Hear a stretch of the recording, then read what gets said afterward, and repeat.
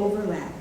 My name is LaShawn M. Wanak. I am a science fiction and fantasy writer. I write short fiction. I write essays, I write poetry. I also just wrote a house for an organization called Meow Wolf. They are an arts entertainment collective, and they have sites all over the Southwest. They just recently opened up one in Grapevine, Texas, and I wrote the story for that, so yay. I'm also the editor of Giganotosaurus. So, short fiction magazine, we publish one story per month. Oh, there she is, yay! Really, I was just stalling. We're contenders right now, right? Okay, yes, so now I can introduce our guest panelists today. I will let them introduce themselves. So starting. I'll start. Yeah. Okay. I'm Snead here with two studios out of Atlanta, Georgia, hoping all y'all are well. Writer and artist, and have a studio called Sown that looks to work in the space of Afrofuturism, where we look to focus on a lot of African history, diaspora stories. But basically, we write a lot of things about girls that beat up monsters. And so, the idea of how do they do that in a historical and contextual space, we're here to talk about today. So, thank you all so much. I'm Howard Andrew Jones. I'm a writer now with Baen. I had a historical fantasy series about sort of the ancient Arabia crossed with Sherlock Holmes for St. Martin's. I think that's one of the reasons I'm on the panel. And the other one is that I'm writing a story that has, writing a new series for Baen that basically is like the ancient Mediterranean with the serial numbers filed off, starring someone based off of Hanuvar of Carthage. So that's this. It just came out 2 days ago, so I'm still super thrilled about that. And anyway, here I am. Glad to be here. Hey everyone. Oh, hello everyone. My name is Diana Foe. My pronouns are she and her. I'm the executive editor at Dervan Books, which is a boutique speculative fiction house. I've had 15 years plus in publishing, working in various areas, from international sales and marketing to book clubs to social media. I had previously worked at Tor for almost a decade, and I've also done podcast work with Realm, which is a genre audio drama studio. All right. So we're just going to dive in, and I'm actually going to start by asking one of the questions that's in the description to read it for y'all. Historical fiction has been an integral part of fantasy from the very start of the genre and remains a core influence in the works of many prominent fantasy authors. So, to my panelists, how are authors inspired by history and classic and current works? How are you all inspired by history in your works? Well, can I go first? I mean, that's the biggest inspiration for me right here. Since I was 16, I've been fascinated with Hanuvar of Carthage and the Roman Republic. And I got to explore it with this new series. I mean, what I didn't know is that I was actually accidentally researching it because I was fascinated. But I ended up turning it into a book series. So, history. I've been a history nerd all my life. I love the stories that it contains. I love the characters that are in there. I love the what ifs that it suggests. Like, oh, what if these events hadn't happened this way? What if someone hadn't killed that queen? What if this king hadn't been a jerk, yes. Yeah. Absolutely. Likewise, I feel like pursuit of history, particularly a love of feudal Japan. I mean, that started a run of wanting to know all things about Japan, animation, and manga, and the idea of trying to make my own. And even thinking of fantastic stories, which feel like they're historical, things like Arthurian legend and Canterbury tales. I mean, these parts feel like they're a part of our canon and people. And just seeing this intersection of seeing fantastic in a way that it almost felt like it happened, that's the thing that really drew me into trying to build my own stories in spaces like that.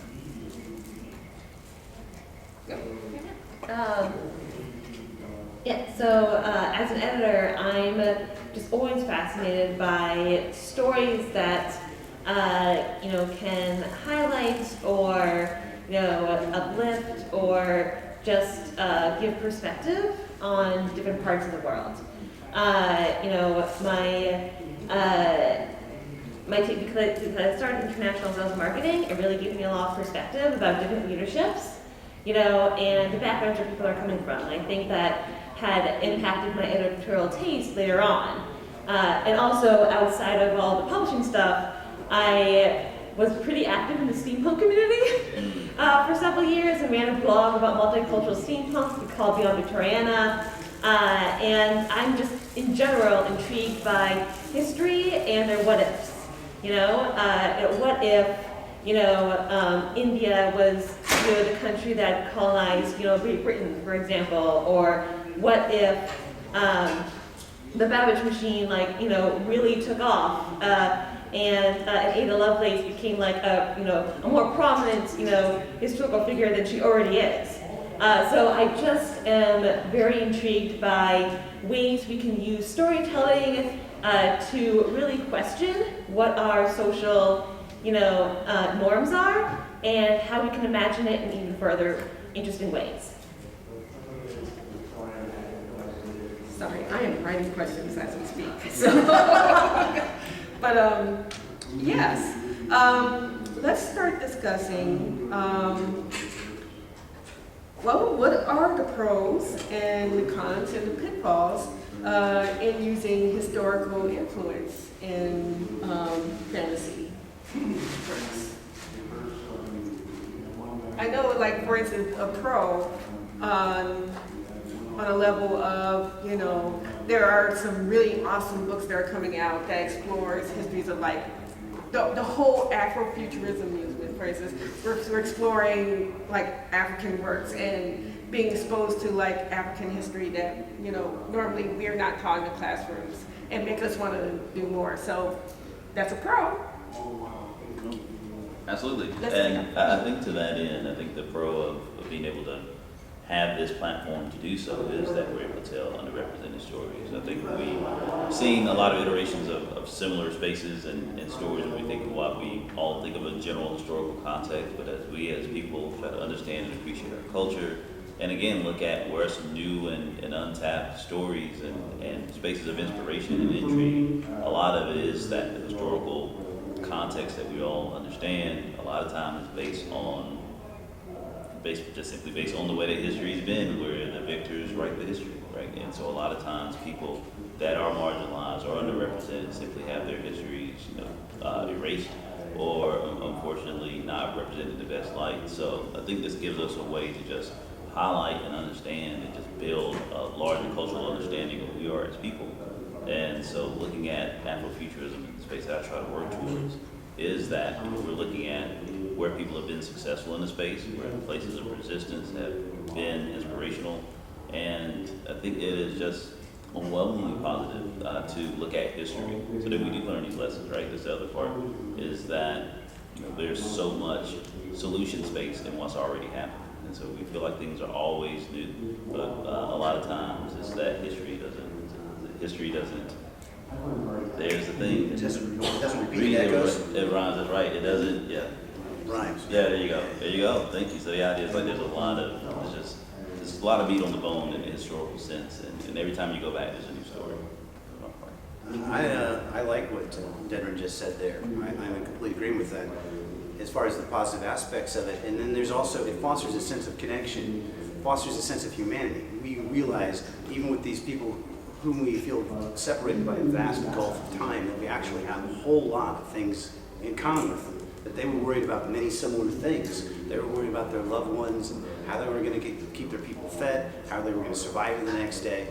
And you understand how some of the tough choices that they had to make may have influenced the way we got to our current world and our current situations.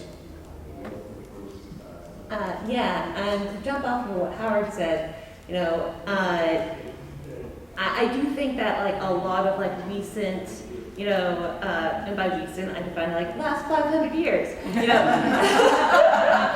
as much as people, think, oh, that's so long ago, like how is it relevant to us now? There is a lot of historical patterns that were just set up, generations and generations ago that still have evolved and progressed and affected us to this very day, for good or for ill.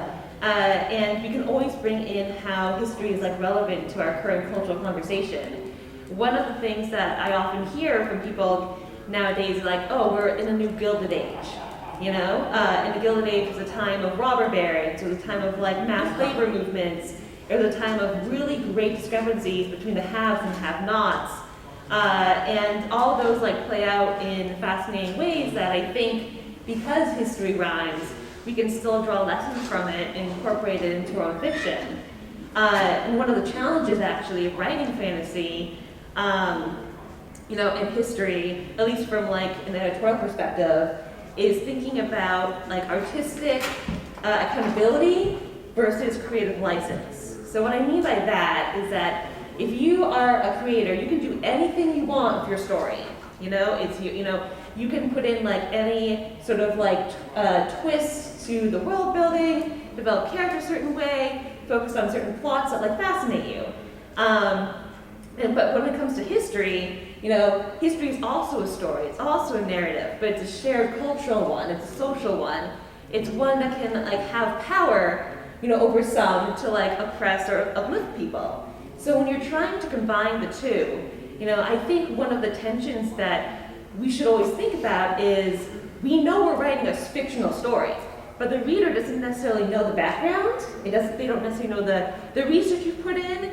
They don't know what kind of creative license you took to like change certain things, or like adding characters that didn't actually exist in history, or writing with historical figures. I think about, for example, there is an author, Guy Gavriel Kay. He has written like a lot of fiction that like takes place in secondary fantasy worlds. It's like, this is kind of like, Tang era China. He won't call it that. Or this takes place in like, a Slavic world. But he won't mention specifically that it's like, set in medieval Poland or something. And he'll create characters that are deliberately, based on historical figures, but he'll change like the names and that thing. And I remember reading an introduction to one of his works of why he does that.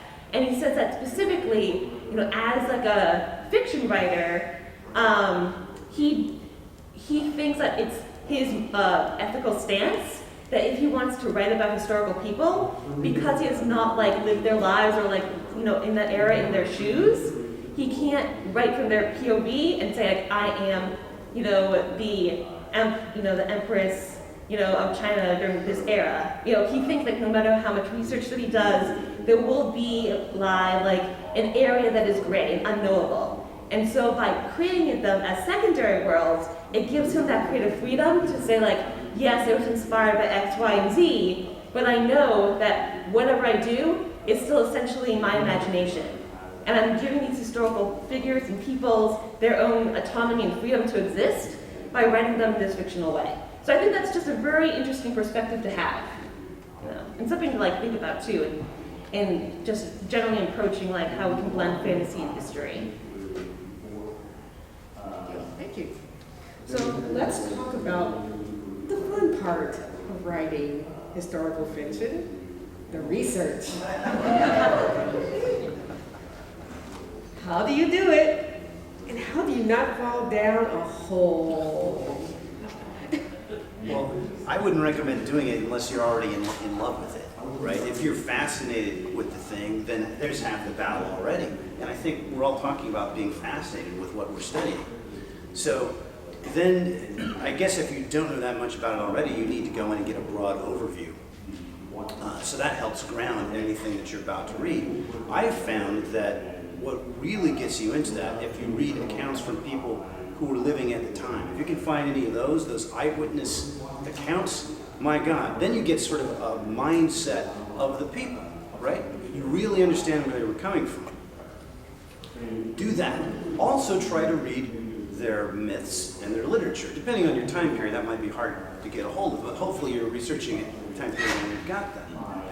But then you also need to keep in mind that when they're doing their literature and their poetry and their plays and maybe their personal accounts, they're not going to be describing what everyone's wearing. They're not going to be describing what the streets look like because they would have assumed that everyone they were writing for knew what this stuff looked like. So then you need to go back to the overview, and not just an overview, but someone who can dial in and tell you, daily life in ancient Rome or daily life in, I think it was during the Ming Dynasty. I forget what that one was, but anyway, there's a whole bunch of daily lives, and I'm sure there's more modern books that do similar things. Well, I'll say I'm in the hole right now, so I don't know how you get out of it. So I'm not the one. I'm digging the hole deeper, if anything else. I think in that sense, the echo Howard's point is, it's the best passion project because it's one you can't complete this lifetime. There's always going to be a source. There's always going to be a space. In most cases, about anything that you're looking for. Then if you were to find that bedrock of something that hasn't been researched, then you're going to take on that challenge to be that person trying to do it.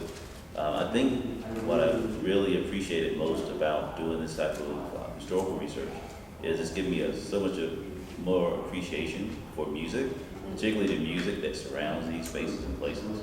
Because likewise, I think that the music is also a space of, whether that's oral tradition, whether that's through the instruments to instruments construction, it tells so much about a culture, about a people, about the resources that are around, and really what was going on in that space.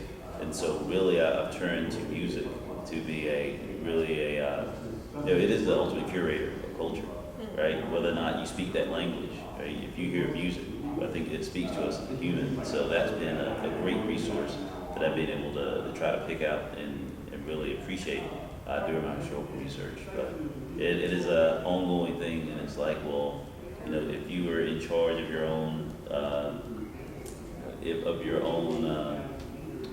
I don't want to say like the idea if you could buy all the drugs you like were free, then it's just like it's a great chase.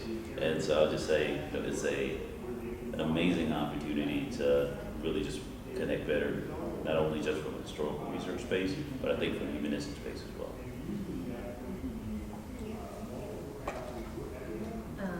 And when you're thinking about research and also just building up your world building and your story, one of the things that's always just useful to also put in context, as Howard mentioned, like the daily life, and in turn, you'll encounter like a lot of different sorts of academic research that has changed over the decades. And one thing that's actually really important to keep in mind is to check the sources of your sources, especially when looking at historical historical scholars that have done history on a period. Always think about where are they coming from as academics? Where are they coming from, as writers? Because they too are influenced by their own time, and that could change why they write things in a certain way. And then you realize, oh, that's where their bias is. That's what they overlooked. That is so important. And I think, for example, I am going to blank on the person's name, but there was I'm gonna probably Google it later, but there's a famous, photographer that did a lot of work about photographing native cultures in the late, late 19th century. And all of his photos were taken this is real, this is authentic. He traveled to the West, he talked to all these people, and later turned out all those photos were staged. He did interact with these native communities, but he would deliberately set up poses for them certain ways, and that impacted how everyone else interpreted the pieces afterwards. So it's things like that to keep in mind when doing your research as well.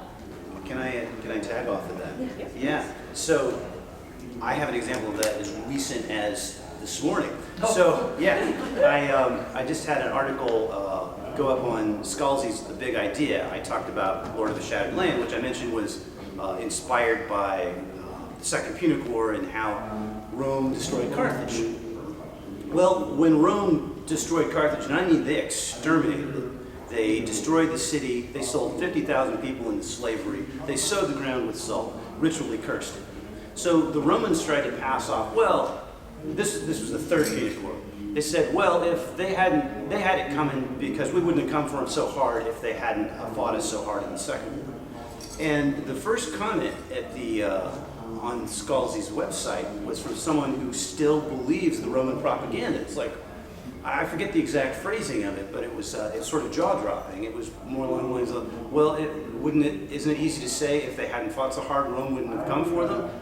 I generally don't respond to comments about my work like that, and I didn't, but it's like, so they were basically arguing in favor of the Romans' defense of their extermination of a people. Like, wow, but that's how much the mindset has come down from the Romans. We bought what the Romans told us about their reasoning, their justification.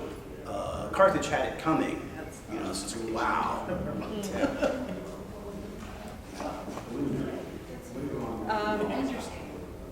Sorry. Do you mind a comment from a fellow professional on this? I'll stand up, please. Yes, please. Yeah. So, hi, I'm Terry, and I am a professional that does historical costume consulting. I'm the winner of the 2021 CATCO, which I won for my costume and work on the Age of Samurai for the Netflix series, which is the equivalent of an Oscar for my costume and historical research work. And I will say what they're saying about historical bias is very important. So when I stepped onto set to begin working on historical costume consulting, I came from a very heavily ingrained background of proper formal authorities. Japan, when doing historical research, is very beneficial in that they have some of the oldest primary source records, and the primary source when you're doing academic research is different from secondary source and stuff like that. And it's very important when you get into this academic hole, you understand the difference between primary source, secondary, tertiary, and stuff like that. When you want the most accurate information, you want primary. So I came in with a very heavy background in primary sources to begin doing historical costume consulting. I have reference materials, authority from the Kyoto Costume Museum, which is tied to the Imperial Court of Japan, which has a formal authority from the Imperial Court. Now, when I arrived on set to begin consulting and working, they had some other person. And what they had done is they done a Google image search. And they pulled up the days of Geisha Samurai. And a lot of those photos that they were pulling up were historically accurate photos that still get passed around today. The myth of the woman samurai, geisha, the whole weird word blender of the Orientalism that came out of the 1800s, the Japanism that happened in France, came because we would have photographers who would go to Japan and they put all these random shit together and put together postcards and then sell them for a fortune back into the Europeans and Americas. And so when they were trying to do research on a lot of this stuff, and they're trying to pull historical information, well, the Google and all that stuff is not like to be cross language. You'll definitely encounter that a lot. As technology advances, it will get better. So what they have is the American Orientalism and the European Orientalism of Japanese samurai geisha, and they had that. And so when I came into the set to begin working and consulting on the historical costuming for this particular area, I brought in my private library of formal primary authority pieces from the foremost experts per the Imperial Japanese government, and had to literally unprogram all of that on a professional level where it was a fight. I came onto set and I was up against PhDs. Now, I don't have a PhD in anything on this. I'm actually a business degree. So I came in as the crazy history nerd that literally had to go up against actual formal scholars and deprogram all of that. The source I will also recommend for doing historical reference and writing, which is one of my favorites, because I can't afford a full education on this. As passionate as I am all my life, I can't afford it. I come from a life of poverty and everything else. I never had that in my life. What I do to help gain access and insight is I find college books that are PhD tier dissertations that are more modern in the context of helping alleviate some of those biases, because in a lot of the more respectable colleges and universities that are producing these, they do challenge those biases. Excuse me, can you come up here and say that? Like, come up here. Because I think you need to be on this panel. That's amazing, yeah. So can you repeat the source? Okay, So one of my favorite things as I was talking is I do not come from a background of wealth. I will never have a PhD in these topics, but they've been lifelong pursuits for me on formal academia, be it Japanese historical costuming, the Tudor court, and more. In fact, I was just at the Cleveland Museum of Art as a part of the opening exhibit for the Tudors exhibit that's currently traveling the United States. And I was there in full court tier, Tudor regalia, sumptuary laws, and everything else. I don't have a PhD, but my stuff was to the historical accurate standard. And so one of my favorite ways to research as a person who will never have access to this tier of education is I like to find used academic material. And specifically, I like to find more modern academic material because what I like to do is I like to find PhD tier dissertations. I find the foremost students who are graduating in specialty niche topics that I'm interested in. The current book I'm reading, and it's a used book, so I got it at a fraction of the cost versus if it was new, is the life rituals of marriage, death, and childbirth in the common peasantry of Tudor England. Because it's a PhD dissertation, they also include in all their annotations sources, citations, and information so they can do your proper follow-up. This book, when it was originally published, was about $80. I bought it for $5. It's only like 5 years old. One of the other things I also like to do is I will pull up very respected universities on specialty niche topics, and often they have their programs, and you can often find who the professor is. You can email the professor and go, this looks fascinating. What textbooks do you offer for this? What do you ask of your students? And then I will go find those textbooks and I'll buy them and read them. And you can often find them gently used by like, oh no, it's one edition old. You know, if you've been to college, you know that struggle. Or they maybe did a minor update. It's like, yeah, so we added a new picture, so now it's a $300 book. You have to buy it again this semester. Yeah, that stinks. So academic resources are out there on a budget that are wonderful, and I can't recommend them enough. Thank you, Karen. Yeah, and I'll also add, if you are part of a major metropolitan library system, you can usually also access those academic resources, you know, on JSTOR. They usually have some sort of database as part of like their subscription for periodicals.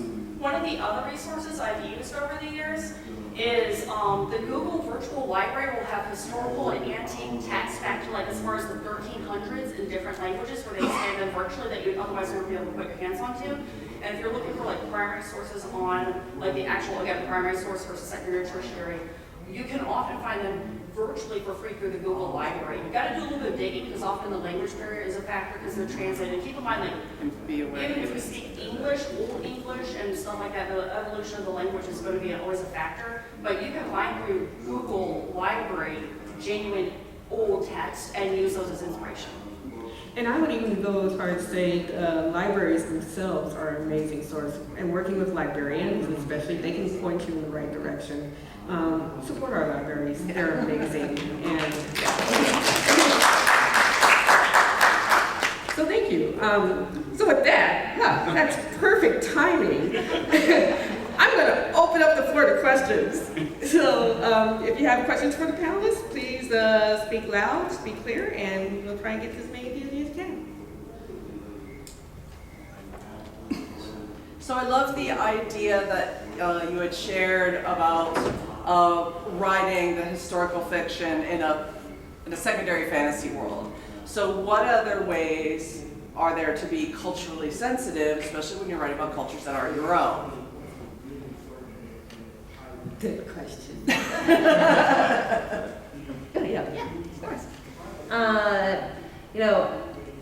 Whenever I have a conversation with an author about a potential project, then I know, first of all, I ask like, what interests you in the story? You know, 'cause it's always good to like get some sort of perspective of where the author is coming from. You know, and it might not be immediately identifiable if they are actually writing about their community, but it's not immediately apparent when I look at the initial project or meet them.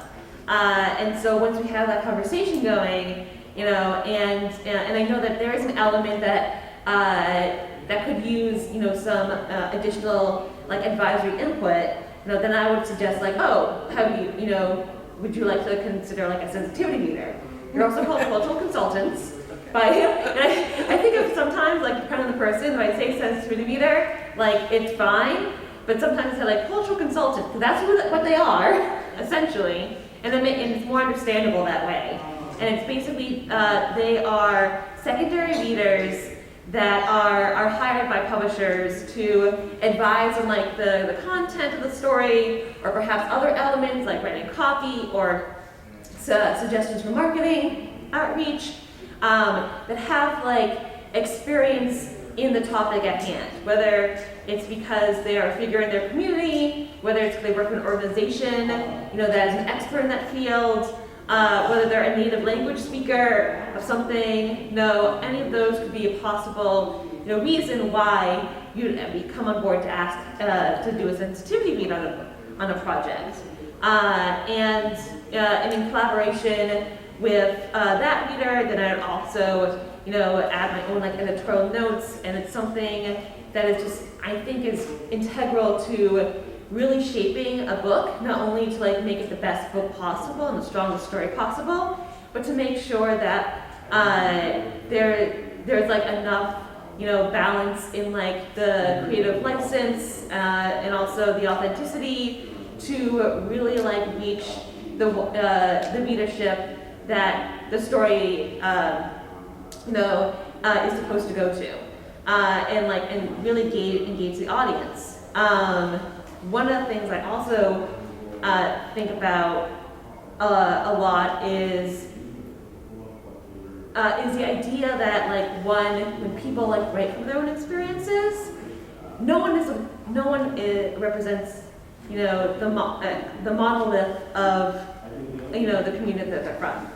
So even if for example, I am a queer Vietnamese American woman, I do not write a quintessential queer American queer Vietnamese American story if I were to ever write one, and no author should expect to bear the pressure of their entire community on their story or on themselves.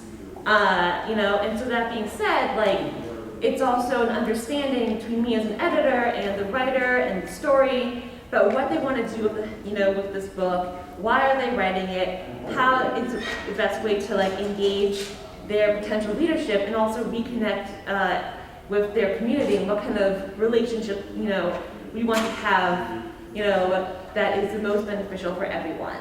I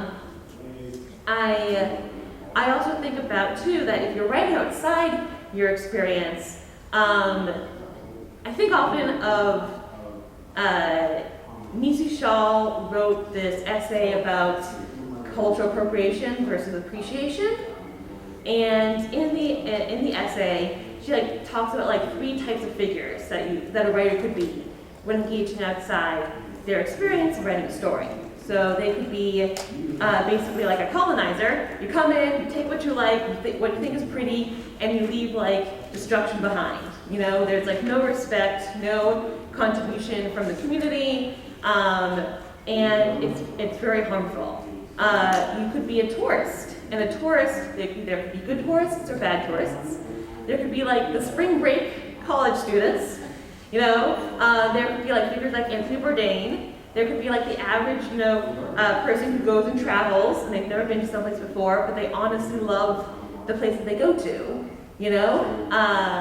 and most writers writing outside, their experience and are tourists, and thinking about your role in that. What does it mean? How can you benefit the community that you visit? That you know that you're there just for a little brief time. We're working on the story, but also know that you're not taking away anything that should not be taken away, from that community. And the third status she thinks about is guest. And guest is someone that is welcome, someone that is part of the community, but it is a designation that is not an outsider cannot claim, but is given to them by a person from the community. And in thinking about these roles, that's why it's a wider conversation. It's not just your story. It's how the publishing team works together. It's how we decide to launch the book to the sales force. It's how we do outreach for blurbs, for marketing position, for all that stuff. That will essentially affect the community that you're writing about too. And I think a publisher should be able to understand all the different intricacies of what that means when you're writing outside your experience for a particular story. And I think that's all. Does that answer your question? Yeah, lots of great information. Thank you so much. No. Oh, God.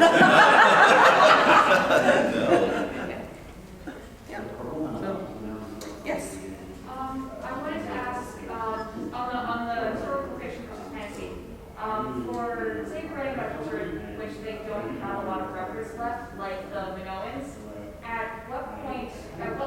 extrapolation, do you believe it has to stop being historical fiction and must be fantasy because there's so many what ifs and basically everything we have is Okay, so the question, can I reword that a little? yeah, sorry.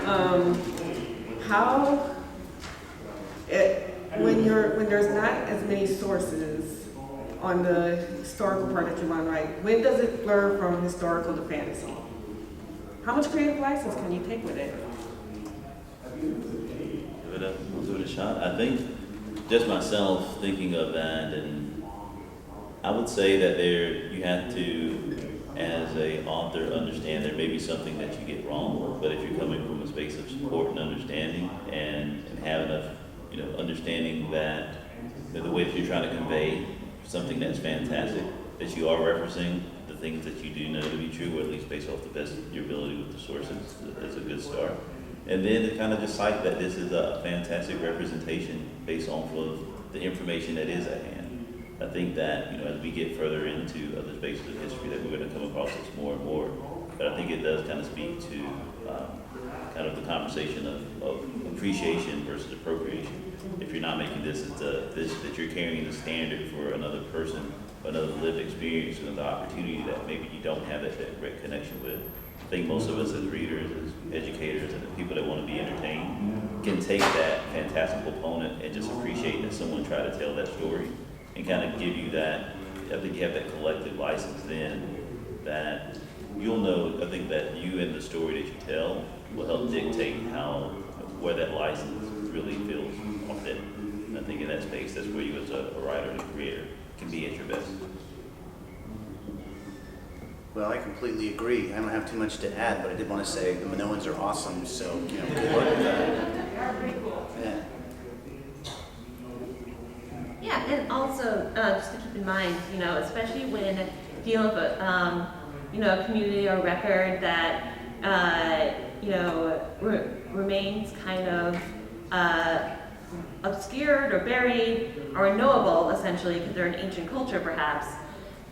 One thing that's also just very helpful is just open communication about what you're doing, why you're doing it. It can be a creative conversation between you and your agent or you and your editor. I know a lot of authors, when they write historical fiction and historical fantasy, they like putting an author's note, saying like, oh, by the way, this is where I take my creative license for certain things. But if you want to learn more, here are some resources. I think that's a really great way for readers to really engage in what also fascinates you as a writer. 10 minutes, thank you. So those are a couple of things to think about. And also, I know another area that kind of is tangential but still related is when you write about mythology, like mythological fantasy or fantasy inspired by legends and folklore. I kind of think there's some overlap, but there's also some difference in history, and one of it is about scope. Scope of what the reader expects when they read the book. And so that's something that you can also think about, because to an extent, when something becomes unknowable, but still part of the cultural conversation, that is when it becomes part of the folkloric. And when you're on that level, it could give an understanding to readers and yourself. There's definitely a certain creative license, engaged. There's definitely a level of fantasy and play that is automatically assumed to be distinct from something based on purely historical research and fantasy. So that's something to also contemplate as well. Yes. Right here. Why do you think historical fantasy and fiction has become so popular lately? It's never not been. No. Sorry, go ahead. No, I hear you and I understand you, but yes. We return from time to time to stuff that, to the good stuff.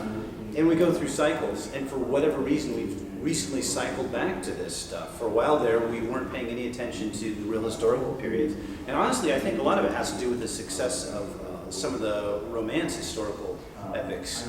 But I'm not sure why those became popular. Maybe it's because Diana Gabaldon wrote something at just the right time. It's a good question. I'm not sure I know the answer. I wonder if it's actually because we're interested as a whole about history in itself, especially now in this, because it's very, very important, especially now in the place we are. Or escapism. Could be. You know, what I think too is that during times of like current social upheaval, people tend to look back and be reflective, like, how do we get to this place? Yes. What kind of upheaval are you talking about? Right? You know, and it's also tied to like whenever there is a great like cultural revolution or technological industrial revolution, you know, people as part of like the reactionary response, they were like, why are we doing this now when it used to be this way? You know, and that, you know, does reflect in like people thinking about history, and not just history, but revisionist history, or reactionary responses to history, in trying to find like answers to create arguments for their current stance or for this current, you know, milieu that's happening today. And yeah, and I think also there's a level of nostalgia too, as you mentioned, escapism. You know, and people, there's a certain like segment of like imagination that likes to idealize or romanticize the past, because it feels controllable, and it feels like people, even because you did not exist in that era, there's a level of detachment and a, you know, and romanticization that like comes with thinking like, oh, maybe things are better then, or things were different and harder, but things are different and harder now in ways that I don't like, but I probably tolerated back then. So history is always a reflection of ourselves, essentially, and that's why I think we like it. I want to acknowledge you for it. No worries, no worries. And my only add to that is I feel like we also in just this incredible information age, right? That the things that was said earlier, you know, about the idea of Google giving access to the world's historical records, that before it would have been a space of privilege or inaccessibility for most people. But now we all have technology, not only just for information, but the way that we research. You know, we can use cameras and machines to go back and just be in spaces and places that simply were impossible 10, 15 years ago. And I think that's a great now return where there is this renaissance where everyone has access to really delineate, to understand, and to converse about what is history, right? I think we're really redefining what history is in real time. And machines are helping us redefine history and build the next iteration of our own history. And that's also fun. Yeah, it's going to be interesting to see how future generations will view our point in history and write historical fiction based on us. Think of that. I think we have time for one more quick question. I was gonna make a comment on that now. Oh, yeah, go ahead. One of the things that we can find and see is that humans have always been interested in history and producing historical fiction. Like, we have plays that come out of the Tudor court throughout medieval England and stuff, where they were doing reenactments of like battles of Rome. We have like joust fields and tournaments where they were reenacting historical battles even. I mean, even when you go through your average art museum, you will see throughout all of human, different cultures, different periods, different artists reimagining sections from history. So we've always had an interest in history, and it's present in all different art mediums and forms of entertainment. It's just you got to know what that period's forms of entertainment were, and then start digging, and you can actually see what they think their versions of histories and events were too. And that can be really fun for historical writing and presentation too. There's someone here in front. Yeah, there was someone here in front who had a quick question. Yeah, this is maybe wrong, but especially when you're dealing with a time period like feudal Japan, like Carthage, where there's a lot of like preconceived cultural ideas of what that time and place looks like. How do you negotiate like what anachronisms and stereotypes and readers might be going into that with, and that's close to the truth? Like, how do you navigate that dissonance? Wow. Well, I'll answer quickly. The way I do it is I write in secondary world, so I don't have to, so I can flesh it detail. So there's my answer.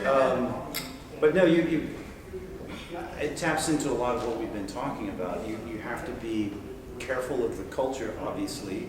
You have to think about how best to portray the culture in a way that is respective of the people who used to be there. And if that means that some minds are going to get changed about the way it was, then some minds are going to have to get changed. I guess I'm on a little soapbox there. Yeah, and I'll also add that, like, you can never ever control how the reader responds to your work. And I tell that to writers all the time, but what you can control is your own accountability in your writing and your own accountability to your craft.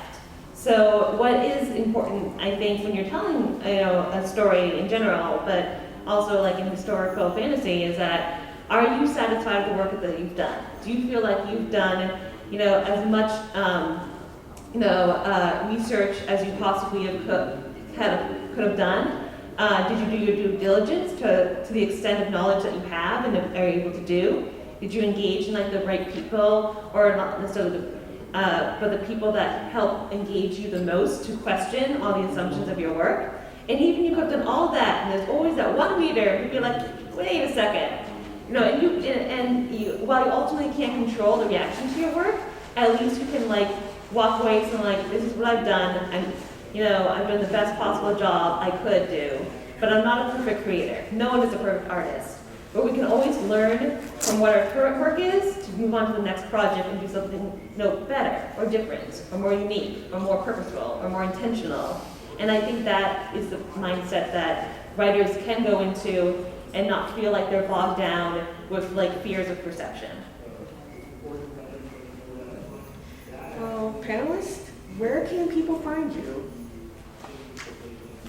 Sorry, yeah, Yeah, let's start right there. Right, so I'm doing other things today. I have a novel pitch session that unfortunately all the slots are taken up.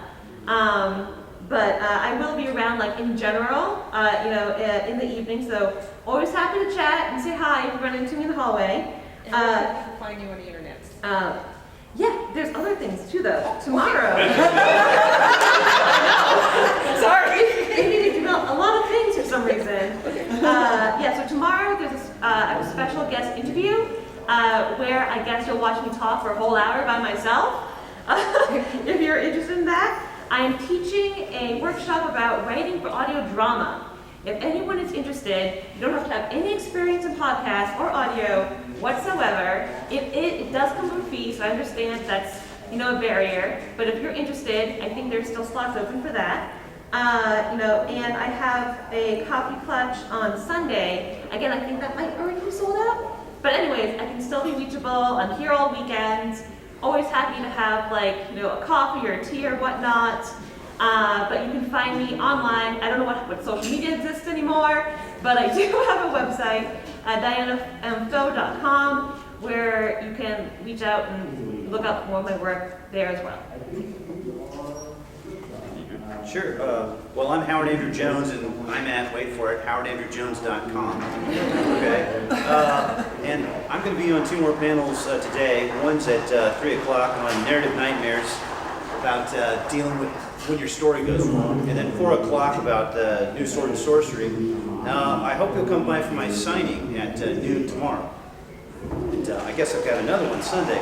And I definitely want to mention this Writers Symposium USB. Have you guys heard about this? Yeah. A whole bunch of us at the symposium of writers and artists, and there's even a couple of songs on here. There must be at least a dozen manuscripts, including a copy of mine that are on here. And you can get them from the little desk kiosk on your way in. So they'll tell you what's on it if you're curious about it. So. Thank y'all. And Dedren Snead, not too many Dedrens in the world, Edren.